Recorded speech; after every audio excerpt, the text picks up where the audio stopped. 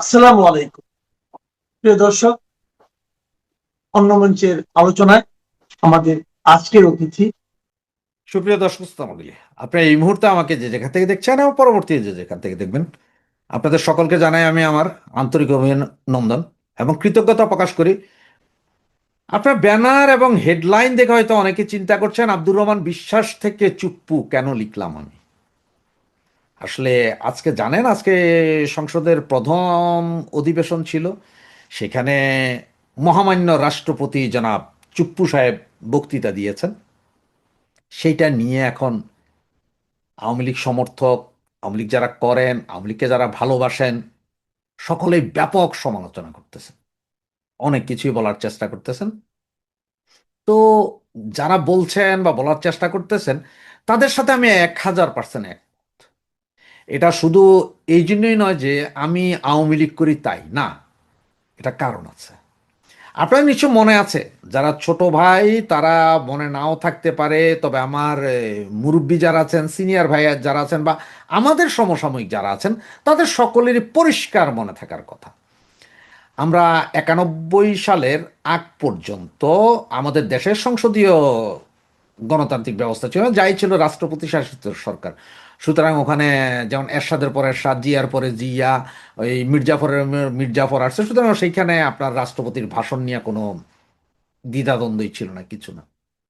তো 91 সালে যখন সংসদীয় ব্যবস্থা চালু হলো, এর পরেই আসলো যে সংসদের প্রধানমন্ত্রী আর রাষ্ট্রপতি হয়ে গেলেন টোটালি আলংকারিক পোস্ট। ওই যে আপনার বিভিন্ন খেলার সময় দেখেন না, চার ছক্কা মারলে কিছু মেয়েরে দিয়ে ওই যে ফুল দিয়ে এইভাবে নাচে, ওই ধরনের আলংকারিক পোস্ট। কিন্তু এরপরও অধিবেশন শুরু, অধিবেশন সমাপ্তি, সরকার বদল, এগুলোতে রাষ্ট্রপতির ভাষণের একটা মহত্ব আছে।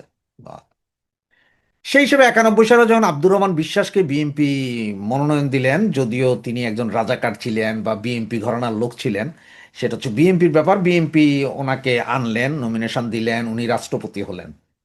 এবং এটা সকলেই জানেন, সকলের কাছে প্রশংসিত যে 96 সালে ওই যে মেজর জেনারেল নাসিমের একটা অভ্যুত্থানকে উনি পণ্ড করে দিয়েছিলেন অনেক কিছু। এরপরে ইলেকশন হলো, সেই ইলেকশনে আওয়ামী লীগ সরকার গঠন করলো নিয়ম অনুযায়ী। সম্মান, রাষ্ট্রপতি একটা ভাষণ দেবেন, সেটার উপর আলোচনা হয় সংসদে। সেই হিসেবে ওনাকে ভাষণ দেওয়ার প্রস্তাব করলে আওয়ামী লীগ যেটা লিখে দিয়েছিল, সেই সময় আব্দুর রহমান বিশ্বাস সেটা মানেননি। এগুলো নিয়ে অনেক ঝামেলা গেছে। তৎকালীন সময় পত্রপত্রিকা দেখলেও পাবেন, বা তখন তার ফেসবুক ছিল না, সুতরাং পত্রপত্রিকা যদি অতীত ঘাটেন তাহলে পাবেন। সেখানে আব্দুর রহমান বিশ্বাস, তিনি যেহেতু বিএনপি রাজনীতি করেন, তিনি শেখ মুজিবুর রহমানকে বঙ্গবন্ধু বলতে রাজি ছিলেন না। এবং এগুলো নিয়ে অনেক কথাবার্তার পরে এক পর্যায়ে উনি বললেন যে ঠিক আছে, আমি বঙ্গবন্ধু বলবো না, কিন্তু আমি যাতে ওনার সম্মানহানি না হয় তার জন্য আমি ওনাকে বাঙালি জাতির অবিসংবাদিত নেতা এই ভাষা বলে আমি ওনাকে ব্যাপারে বলবো। এবং সেই হিসেবে তিনি বললেন। আওয়ামী লীগ এটা নিয়ে আর খুব একটা ঘেঁচাঘেঁচি করে না, কারণ ক্ষমতায় যাচ্ছে এখন। এটা বললেও কি আর না বললেও কি, তিনি তো বিএনপির রাষ্ট্রপতি। সেই হিসাবে গেলেন। আওয়ামী লীগ আনলেন কাকে এইবার? আওয়ামী লীগ আনলেন আরেক শাহাবুদ্দিন, চার্লি চাপলিন, বিশিষ্ট সুপ্রিম কোর্টের বিচারপতি, ওনাকে আনলেন। উনি ছিলেন, তো উনি থাকার সময় নাকি আওয়ামী লীগ নাকি অনেক বিল উনি সাইন করতেন না, ছুঁড়া ফালাই দিতেন, পাশ করতেন না, এই অবস্থা গেছে। এরপর তো আওয়ামী লীগ ক্ষমতা থেকে গেল। 2001-এ আবার যে আপনার বিএনপির সরকার আসলো, শাহাবুদ্দিন সাহেব যে ওখানে বক্তৃতাও দিলেন, অনেক কিছু করলেন। এরপরে আসলো কে? এরপর আবার যখন আপনার বিএনপির পতন হলো 2008-এ, যখন বিএনপির পতন, তখন এই সরি এটা 96 পরে 2000, শাহাবুদ্দিন সাহেবের পরে 2001-এ আসলো আবার বিএনপির সরকার, তখন আমাদের শাহাবুদ্দিন সাহেব দিলেন। এবং তখন বিএনপি ওদের রাষ্ট্রপতি নির্বাচন করেছিলেন বদরুদ্দোজা চৌধুরীকে। ওনাকে ইমপিচমেন্ট করার পরে উনি পালায়ে যেতে বাধ্য হয়। পরে ওখানে আনা হয় আপনার আরেকজন রাষ্ট্রপতি, ইয়াজউদ্দিন আহমেদ, ঢাকা বিশ্ববিদ্যালয়ের সমত ভাইস প্রেসিডেন্ট কিছু ছিলেন। উনি তো দেখলেন যে দলের জন্য যে মহব্বত, দলের জন্য যে ত্যাগ, সেটা করতে যাবে উনি নিজেকে নিজেই তত্ত্বাবধায়ক সরকারের প্রধান ঘোষণা করে দিলেন। এবং উনি সবকিছু করার পরেও এরপর 2008-এ যখন সরকার পরিবর্তন হলো, উনি বক্তৃতা দিলেন, লিমিট রেখে উনি ওনার দলের পারপাস সার্ভ করে বক্তৃতা দিয়েছেন। এখন এরপরে আওয়ামী লীগ সরকার 2008 থেকে 2024-এ 5ই আগস্ট পর্যন্ত ছিল। এর ভিতরে আপনার দুইজন রাষ্ট্রপতি পরিবর্তন হয়েছে, সর্বশেষ হচ্ছে চুপ্পু। এখন চুপ্পু সাহেব কি করলেন? উনি কি আসলে কি নিজের জীবন বাঁচাইছেন নাকি উনি তো সর্বোচ্চ ক্ষমতার অধিকারী ছিলেন। উনি বক্তৃতায় উনি কি করলেন, প্রথমে আইসা উনি বললেন যে 2001 সালে আওয়ামী লীগের দুর্নীতিতে চ্যাম্পিয়ন হয়েছিল, আওয়ামী লীগ দুর্নীতি করে গেছিল 2000 সালে, সেটা 2001 সালে বিএনপি ক্ষমতায় আইসা দুর্নীতির চ্যাম্পিয়ন। তো ঠিক আছে, আমি মাইনা নিলাম, যেটা যেতে 1 বছর আগেরটা আসে, সেটা তো আমি মাইনা নিলাম ভাই, আমার কোনো দুঃখ নেই মানতে, তর্কেও যাব না, যেটা সত্য সেটা। কিন্তু 2001-এর পরে এরপর যে পরপর 5বার দুর্নীতিতে প্রথম হয়েছিলেন, সেটার দায়িত্ব কার? সেটার কথা কেন চুপ্পু সাহেব বললেন না? চুপ্পু সাহেব আওয়ামী লীগ নির্বাচিত রাষ্ট্রপতি, তিনিও তো এখন দেন দরবার করতে পারতেন যে আমি ফেসিস্ট টেসিস্ট এগুলো বলতে পারবো না, কারণ এটা আমার দল, দলের একটা নীতি আদর্শ আছে, আমার দল যেটা করেছে তখন না, উনি বললেন না। তো প্রয়োজন বোধে ভাই আপনি দরকারে আপনার রাষ্ট্রপতি হিসেবে ভাষণ দিতেন না, অসুবিধা কি ছিল? বা আপনি পদত্যাগ করতেন যে আমি ভাষণ দেবো না, আপনার আমি পদত্যাগ করছি, আমাকে হয় আমার মতো ভাষণ দিতে হবে, নাহলে আমি ভাষণই দিব না, আমি পদত্যাগ করছি, সেটাও তো বলতে পারতেন, সেটাও করেননি। বাংলাদেশে এখন সবচেয়ে ক্ষমতাধর কিন্তু রাষ্ট্রপতি শাহাবুদ্দিন চুপ্পু। তো অবশ্যই এইটা বললে ভুল হবে যে শাহাবুদ্দিন চুপ্পুই ক্ষমতাধর, মূলত হচ্ছে যে এস আলম হচ্ছে যে সর্বোচ্চ ক্ষমতাধর, এস আলম, কারণ উনি তো এস আলমের নির্বাচিত রাষ্ট্রপতি। আর আওয়ামী লীগ 96 থেকে 2000 পর্যন্ত এতেও শিখে নাই, এবং এর পরবর্তীতেও শিখে নাই, বরঞ্চ আমি বলবো কি জানেন, এই আওয়ামী লীগের যেসব নেতা নেত্রী আছেন, এনাদেরকে আসলে চোখে আঙ্গুল দিয়ে শিখিয়ে দিয়েছেন কে বা কাহারা, সেটা আপনারাই বিবেচনা করেন, যে আমরা যা চাই তাই হবে, আমরা যা বলি তাই হবে, সেই বলার ফাঁসটা আজকে আওয়ামী লীগের নির্বাচিত রাষ্ট্রপতি যখন আওয়ামী লীগ নাকি দুর্নীতিবাজ, আওয়ামী লীগ নাকি ফ্যাসিস্ট, আওয়ামী লীগ নাকি 1000, যেখানে এই সরকার বলতেছে 700-800 হত্যা করা হয়েছে, এবং যেখানে আওয়ামী লীগ না, সারা পৃথিবী বলতেছে যে এইখানে আওয়ামী লীগ না, এটা বিভিন্নভাবে এই আমেরিকার ডিপ স্টেট আছে জড়িত, পাকিস্তানে আইএস আছে, এরা মিলে এই হত্যাকাণ্ড ঘটেছে, সেখানে আমাদেরই নির্বাচিত রাষ্ট্রপতি বলছেন যে আওয়ামী লীগ খুন করেছে। তো আওয়ামী লীগ আসলে কাদেরকে রাষ্ট্রপতি, কাদেরকে মন্ত্রী মিনিস্টার বানাইছেন, কাদের উপর ভর করে আওয়ামী লীগ আবার আসতে চাচ্ছেন, সেটা আওয়ামী লীগই নির্ধারণ করতে হবে, আমি বা আপনি না। আর তাই আমি লিখেছি আব্দুর রহমান বিশ্বাস থেকে চুপ্পু। তাহলে আব্দুর রহমান বিশ্বাস তারা যদি তখন ওইভাবে শক্ত থেকে যদি বলতে পারেন এইটা, তাহলে চুপ্পু সাহেব বলতে পারলেন না কেন? না হলে আপনার ক্ষমতা চালে আপনার জেলে যাইতেন, সর্বোচ্চ এতটুকু, আপনি তো মাইরা ফেলতো না। আপনি তো নাকি সেই বঙ্গবন্ধুর জন্য আপনি জেলে গিয়েছিলেন, আপনি দুদুকে চাকরি করেছেন, আপনি বিচারপতি ছিলেন, আপনি অমুক ছিলেন, অনেক ত্যাগ তিতিক্ষা করেই নাকি এখানে এসেছিলেন। তো সেই মোরালটা আপনার রাখতে পারলেন না। আর এর দায়টা আসলে পুরোপুরি আমি চুপ্পুকে কেন দিব? হুইস চুপ্পু? আমি তো চুপ্পুরে চিনি না। আমি তো কলা গাছ দাঁড়া করাইলে আমরা সেখানেই ছিলাম, তাই সেখানে চুপ্পুকে নির্বাচিত করলো কারা? চুপ্পুকে কারা এনে ক্ষমতায় বসাইলো? আর চুপ্পু সাহেব আপনি যখন জানেনই যে আপনি যা বলবেন সেটা লিপিবদ্ধ থাকবে সংসদের, সারা জিন্দিগি থেকে যাবে, এইটা কেউ ফালাইতে পারবেন না। সে আপনার মুখ থেকে বিএনপি যা যা বের করিয়েছে, এরপরে কি হবে? আজকে তো অধিবেশন শেষ হলো আজকের দিনের মতো, কালকে কি আপনি কি জানাবেন যে আপনি পদত্যাগ করছেন শারীরিক অসুস্থতার কারণে? এরপরে সিঙ্গাপুরে বাইপাস মাইপাস করার নাম দিয়ে ওখানে যাই কি পদত্যাগ করবেন, নাকি ইমপিচমেন্টের শিকার হবেন? সেটা আপনাকে নির্ধারণ করতে হবে। জয় বাংলা। হাসনাত আব্দুল্লাহ তেড়ে মেরে তার স্বভাব সিদ্ধ ভঙ্গিতে রাষ্ট্রপতির ডায়াসের দিকে এগিয়ে যান, এবং তখন জামায়াতে ইসলামী নেতা সৈয়দ মোহাম্মদ তাহের তিনি কোনো মতে গিয়ে হাসনাত আব্দুল্লাহকে ঠেকান, যাতে হাসনাত আব্দুল্লাহ তেড়ে মেরে হামলে না করেন রাষ্ট্রপতির ওপরে। এবং তারপর তাকে দেখা যায়, সাংবাদিকেরা লিখছেন যারা সংসদ অধিবেশন কক্ষে ছিলেন, যে সৈয়দ মোহাম্মদ তাহের কোনো রকমের 2 হাত প্রসারিত করে বিরোধী দলীয় সদস্যদের বাইরে নিয়ে যান। ত্রয়োদশ সংসদের প্রথম অধিবেশনে রাষ্ট্রপতি শাহাবুদ্দিন চুপ্পু যখন বক্তব্য রাখতে আসবেন তখন যে একটা বড় ধরনের গ্যাঞ্জাম হবে সেটা ধারণাই করা যাচ্ছিল।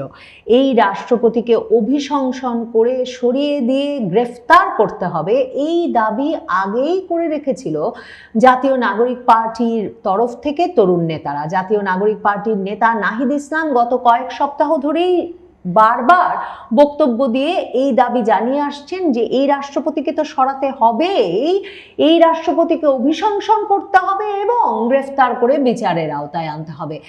সংসদ অধিবেশন শুরুর সাথে সাথেই আসিফ মাহমুদ, সজীব ভুইয়া, সারোয়ার তুষারের মতো জাতীয় নাগরিক পার্টির কয়েকজন নেতা তাদের কিছু কর্মী নিয়ে জাতীয় সংসদ ভবনের সামনে সকাল থেকেই প্ল্যাকার্ড হাতে দাঁড়িয়েছিল এবং তখনও তারা সংবাদ মাধ্যমের সামনে এই দাবি জানান যাতে সংসদ সদস্যরা রাষ্ট্রপতিকে কিছুতেই সংসদের ভেতর বক্তব্য দেওয়ার সুযোগ না দেন। এবং তখন আসিফ মাহমুদ বলেন সংবাদ মাধ্যমকে যে তারা সংসদ ভবনের সামনে দাঁড়িয়েছেন দেশের মানুষের পক্ষ নিয়ে, এনসিপির পক্ষ থেকে দাঁড়াননি। সংসদ অধিবেশন শেষ হওয়া পর্যন্ত তারা সেখানে অবস্থানের ঘোষণা দেন এবং তারা বলেন যে সংসদ সদস্যরা যদি এলাকায় গিয়ে বুক ফুলিয়ে জনগণের সামনে দাঁড়াতে চান তাহলে অবশ্যই ফ্যাসিবাদের যে সর্বশেষ চিহ্ন, সর্বশেষ যে প্রতীক এই রাষ্ট্রপতি যিনি এখানে আছেন তাকে অপসারণ করতে হবে। এরপর আসিফ মাহমুদ, সজীব ভুইয়ারা তাদের ওই 10-15 জনের ওই দল আর রঙিন সব প্ল্যাকার্ড নিয়ে সংসদ ভবনের বাইরে সংসদ অধিবেশনের শেষ পর্যন্ত ছিলেন কিনা সেটা সংবাদ মাধ্যম ঘেটে জানা যায় না। তবে সংসদ ভবনের ভেতরে বিরাট প্রস্তুতি নিয়ে উপস্থিত হয়েছিলেন জামায়াতে ইসলামী এবং জাতীয় নাগরিক পার্টির নেতৃবৃন্দ, যাতে তারা যে কোনো উপায়ে রাষ্ট্রপতির বক্তৃতা ভণ্ডুল করে দিতে পারেন। এতে কোনো অসুবিধা নাই, এই প্রতিবাদ একেবারেই সংসদের প্রথা অনুযায়ী বৈধ, সিদ্ধ এবং জামায়াতে ইসলামীর বিরোধী দলীয় উপনেতা, জামায়াতে ইসলামীর নায়েবে আমির সৈয়দ মোহাম্মদ তাহির কিন্তু সংসদ অধিবেশনের আগের দিনও সংবাদ মাধ্যমকে বলে রেখেছিলেন যে তারা বুঝতেই পারছেন না কেন বিএনপি স্বৈরাচারের দোসর রাষ্ট্রপতি শাহাবুদ্দিন চুপ্পুকে দিয়ে সংসদে বক্তৃতা দেওয়াচ্ছে। এবং তারা বলে রেখেছিলেন যে তারা যখন সংসদ সদস্যদের নিয়ে প্রস্তুতি সভায় বসেছিলেন তখন তারা ঠিক করে রেখেছেন কি করবেন তারা যখন রাষ্ট্রপতি বক্তৃতা দিতে উঠবেন, আপনারা তখনই দেখতে পাবেন। তখনই বোঝা যাচ্ছিল যে যে ধরনের একটা স্পেকটাকল বা একটা কোনো দারুণ চমক বা একটা বড় ধরনের প্রতিবাদ, হইহট্টগোলের একেবারে প্রস্তুতি নিয়ে উপস্থিত হয়েছেন জামায়াতে ইসলামী এবং তাদের মিত্ররা, মানে জাতীয় নাগরিক পার্টির সংসদ সদস্যরা। রাষ্ট্রপতির নাম যে মাত্র সংসদের প্রথম অধিবেশনে প্রথা অনুযায়ী নবনির্বাচিত স্পিকার হাফিজউদ্দিন আহমেদ ঘোষণা করেন যে তিনি বক্তৃতা দিতে আসছেন এবং সাথে জুড়ে দেন যে সংসদের সকল প্রথা তারা মেনে চলতে চাইছেন, কাজেই রাষ্ট্রপতি এখন সেই প্রথা অনুযায়ী বক্তব্য দেবেন, কেউ যেন কোনো অসম্মান বা বিশৃঙ্খলা না করেন, এটা বলে রাষ্ট্রপতিকে যখন তিনি আহ্বান জানান, রাষ্ট্রপতি সংসদের অধিবেশন কক্ষে প্রবেশের সাথে সাথে সংসদ ভবনের ভেতরে বড় বড় প্ল্যাকার্ডে জুলাই গাদ্দার, জুলাই গাদ্দারি চলবে না, জুলাইয়ের সঙ্গে বিশ্বাসঘাতকতা বন্ধ করো সহ বিভিন্ন স্লোগান লেখা প্ল্যাকার্ড নিয়ে দাঁড়িয়ে যান জামায়াতে ইসলামী এবং জাতীয় নাগরিক পার্টির নেতৃবৃন্দ, সংসদ সদস্যরা। সমস্যা ছিল না সেখানে, তারা এরপর যেটা করেন রাষ্ট্রপতি ঢোকা মাত্র যেটা প্রথা, সেই প্রথা অনুযায়ী বিউগলে তখন জাতীয় সঙ্গীত বাজতে শুরু করে। সকল সংসদ সদস্যরা, মানে বাংলাদেশের সকল নাগরিকের যে কোনো অবস্থায় জাতীয় সঙ্গীতের সুর শুনলে দাঁড়িয়ে যাওয়াই প্রথা এবং নিয়ম। অথচ বাংলাদেশের সংসদের প্রধান বিরোধী দল জামায়াতে ইসলামী, জাতীয় নাগরিক পার্টির সংসদ সদস্যরা তখন অভিনব এক প্রতিবাদ নিয়ে হাজির হন যেখানে জাতীয় সঙ্গীত বাজছে, কারণ রাষ্ট্রপতি ঢুকেছেন, সংসদের সকল সদস্যরা দাঁড়িয়ে জাতীয় সঙ্গীতের প্রতি শ্রদ্ধা জানাচ্ছেন, তখন জামায়াতে ইসলামী আর জাতীয় নাগরিক পার্টির সংসদ সদস্যরা চেয়ারে বসেই থাকেন। এমন ভিডিও এখন সামাজিক যোগাযোগ মাধ্যমে ছড়িয়ে পড়েছে যে রাষ্ট্রপতির পেছনে দাঁড়িয়ে থাকা নিরাপত্তা রক্ষীরা তখন সংসদ সদস্যদের দিকে ইঙ্গিত করতে থাকেন, বিরোধী দলের সংসদ সদস্যদের দিকে, যাতে তারা জাতীয় সঙ্গীতের প্রতি সম্মান জানিয়ে দাঁড়িয়ে যান। কিন্তু জামায়াতে ইসলামী এবং জাতীয় নাগরিক পার্টি চেয়ারে বসেই থাকে। এমনকি বিএনপির মহাসচিব মির্জা ফখরুল ইসলাম আলমগীর তারেক রহমানের ঠিক পাশে দাঁড়িয়ে বারবার ইঙ্গিত করে জাতীয় সঙ্গীত বাজছে এই সময়ে দাঁড়িয়ে পড়তে অনুরোধ জানান। কিন্তু জামায়াতে ইসলামী জাতীয় নাগরিক পার্টির সদস্যরা দাঁড়ান না। আমার দেশ পত্রিকা অবশ্য লিখছে যে শেষ দিকে এরপর তারা প্রতিবাদ চালাতে চালাতে বসে থেকে এক পর্যায়ে তারা দাঁড়ান। এরপর যখন রাষ্ট্রপতি ভাষণ দেওয়ার জন্য এসে ডায়াসে দাঁড়ান, তখন জামায়াতে ইসলামীর এবং জাতীয় নাগরিক পার্টির সদস্যরা আরো মারমুখী হয়ে ওঠেন। তখন সৈয়দ মোহাম্মদ তাহের, নাহিদ ইসলাম, হাসনাত আব্দুল্লাহরা রীতিমতো স্লোগান দিতে থাকেন, জুলাইয়ের সাথে গাদ্দারি চলবে না। হাসনাত আব্দুল্লাহ স্লোগান দিতে থাকেন, get out Chuppu, get out Chuppu. এরপর যে দৃশ্য তৈরি করেন বিরোধী দলীয় সংসদ সদস্যরা, সেটাও অভূতপূর্ব, নজিরবিহীন, এবং সেটাকে ঠিক প্রথাসিদ্ধ প্রতিবাদ বলবার কোনো উপায় নাই। হাসনাত আব্দুল্লাহ তেড়ে মেরে তার স্বভাব সিদ্ধ ভঙ্গিতে রাষ্ট্রপতির ডায়াসের দিকে এগিয়ে যান, এবং তখন জামায়াতে ইসলামীর নেতা সৈয়দ মোহাম্মদ তাহের তিনি কোনো মতে গিয়ে হাসনাত আব্দুল্লাহকে ঠেকান, যাতে হাসনাত আব্দুল্লাহ তেড়ে মেরে হামলে না করেন রাষ্ট্রপতির ওপরে।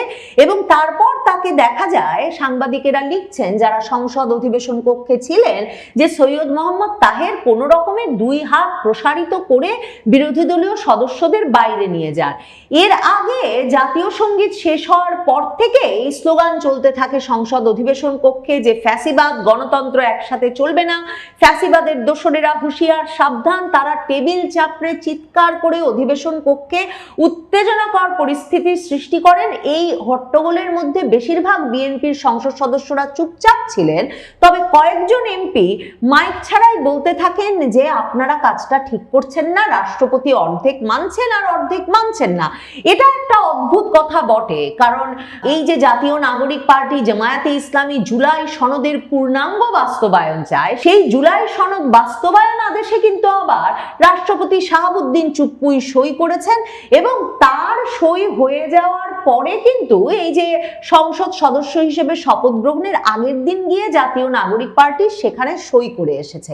কাজেই একদিকে যেমন এই যে প্রধান নির্বাচন কমিশনার সংসদ সদস্য হিসেবে, আবার জামায়াতে ইসলামী জাতীয় নাগরিক পার্টির ক্ষেত্রে সংবিধান সংস্কার পরিষদের সদস্য হিসেবেও তাদের শপথ পড়ালেন, সেটাও কিন্তু হয়েছে। মানে প্রধান নির্বাচন কমিশনার যে শপথ পড়াতে পারেন সেই নির্দেশনাটাও কিন্তু দিয়েছেন রাষ্ট্রপতি, যেহেতু স্পিকার, ডেপুটি স্পিকার এবার সংসদে নজিরবিহীনভাবে অনুপস্থিত। এই পুরো ব্যাপারটা ধরে নিলে সত্যিই মনে প্রশ্ন জাগে এরপরে রাষ্ট্রপতির ব্যাপারে কি করবে জামায়াতে ইসলামী। মানে মারতে উদ্যত হয়ে যাওয়া, স্লোগান দেওয়া, এবং এক পর্যায়ে স্লোগান দিতে দিতে ওয়াক আউট করা, সবই করা হয়ে গেছে। কিন্তু রাষ্ট্রপতিকে দিয়ে প্রথা অনুযায়ী বিএনপি সংসদের প্রথম অধিবেশনটা উদ্বোধন করিয়ে নিয়েছে। এই যে ফ্যাসিবাদের শেষ চিহ্ন মুছে ফেলতেই হবে, বিএনপির কাছে অভিশংসন করে গ্রেফতার করবার দাবি এই রাষ্ট্রপতিকে, যে এই রাষ্ট্রপতিকে দিয়ে 133টি অধ্যাদেশ স্বাক্ষর করিয়ে সরকার পরিচালনা করেছেন ইউনূস সরকার, সেই রাষ্ট্রপতিকে এখন যখন মনে করছে জামায়াতে ইসলামী এবং জাতীয় নাগরিক পার্টি তাদের প্রয়োজন ফুরিয়েছে, তখন কিনা পদত্যাগ করিয়ে, অভিশংসন করিয়ে গ্রেফতার করে ফেলতে চাইছে। এই বিষয়টা সত্যি কি বাস্তবায়নযোগ্য, বা এই দাবি কি আদায় করতে পারবে জাতীয় নাগরিক পার্টি? সেই 2024 সালে অক্টোবর মাসে কিন্তু এই হাসনাত আব্দুল্লাহরা 48 ঘন্টার আলটিমেটাম দিয়ে বঙ্গভবন ঘেরাও করেছিলেন। অথচ তখনও, মানে যখন তারা একেবারে ইচ্ছা মতো আপিল বিভাগের বিচারপতি, হাইকোর্টের বিচারপতি ফেলে দিচ্ছেন, সচিবালয় পুরো ওলটপালট করে ফেলছেন, তখনও কিন্তু তারা বঙ্গভবন ঘেরাও দেওয়ার পরেও ব্যর্থ হয়েছিলেন এই রাষ্ট্রপতিকে তাদের ইচ্ছা অনুযায়ী নামিয়ে ফেলতে। এখন আবার এই যে রাষ্ট্রপতিকে ফ্যাসিবাদের শেষ চিহ্ন হিসেবে নামিয়ে ফেলতেই হবে, এই দাবি আজকেই শেষ হয়ে গেল? মানে এখন কি এই দাবি এক রকমের গিলে ফেলতে হবে জামায়াতে ইসলামী জাতীয় নাগরিক পার্টিকে, নাকি এ বিষয়ে সত্যিই সোচ্চার হওয়ার কোনো উপায় বা পরিকল্পনা আছে জামায়াতে ইসলামী জাতীয় নাগরিক পার্টির?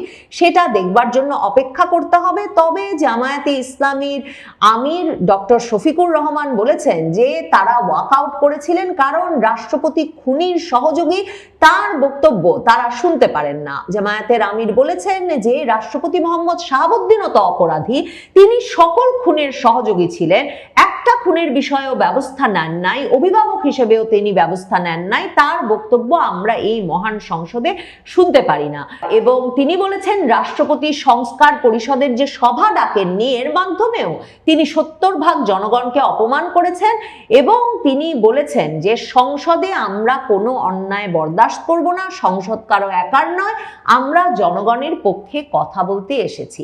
তার মানে অনেক বড় অপরাধের তালিকা প্রস্তুত করে রেখেছে জামায়াত। দেখা যাক রাষ্ট্রপতির বিষয়ে তারা কি ব্যবস্থা নিতে পারেন, নাকি রাষ্ট্রপতি সেই 2024-এর আগস্টের পর থেকেই বঙ্গভবনে যেমন সুরক্ষিত ছিলেন, বাকি মেয়াদকাল বিএনপির শাসনামলেও তিনি সুরক্ষিতই থেকে যান। তবে সংসদের প্রথম অধিবেশনে বক্তৃতা দেবার সময় সংসদ নেতা প্রধানমন্ত্রী তারেক রহমান যেমন বলেছেন যে এই সংসদের কাছে জনগণের অনেক প্রত্যাশা, তেমনি বিরোধী দলীয় নেতা ডাক্তার শফিকুর রহমান বলেছিলেন যে এই সংসদের প্রধান কাজ হওয়া উচিত নীতিগত আলোচনা, কারণ অতীতে দেখা গেছে নীতিগত আলোচনার চেয়ে ব্যক্তিগত আক্রমণ বা অপমানের ঘটনায় সংসদে বেশি ঘটেছে। জাতীয় সংসদ যেন কোনোভাবেই ব্যক্তির চরিত্র হননের কেন্দ্রে পরিণত না হয়। দেখা যাক রাষ্ট্রপতির চরিত্র হননের চেষ্টা এ দফায় আজকেই শেষ করে কিনা জামায়াতে ইসলামী এবং জাতীয় নাগরিক পার্টি।